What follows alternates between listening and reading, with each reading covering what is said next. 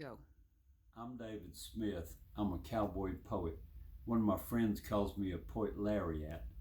A poet laureate is somebody that's recognized for their good work in saying poems and reciting, and the pun is the lariat, which is used in the cowboy culture. Most of my poems have to do with cowboy work. It means driving cattle. In the old days, after the Civil War, cattle drives were formed. 200,000 cows gathered into a herd, and they were driven. They were walked from south of San Antonio all the way to Kansas, where they were loaded on trains and taken to Chicago. The men, the cowboys, the wranglers, worked by keeping the cows all in a herd. They had rivers to cross and stampedes and lightning strikes. They slept on the ground for 90 days it took to go from South Texas all the way to Kansas. They had a lot of stories to tell and songs to sing. They would camp out at night and they would have beans and very strong coffee.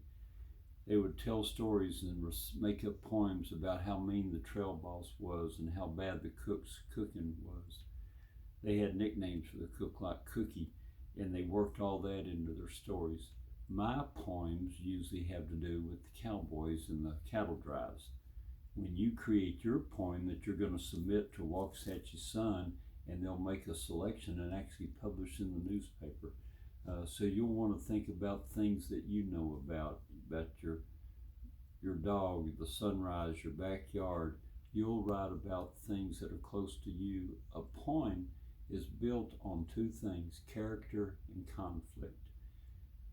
The character is somebody that's in the poem, even it can be your dog. Conflict is what happens. So you have somebody, something happens. That's how your story builds. You're often going to be surprised with how it ends. Robert Frost, the famous American poem, said, I never know how a poem is going to end when I started. So good luck with your poem, and I will recite a couple of my poems.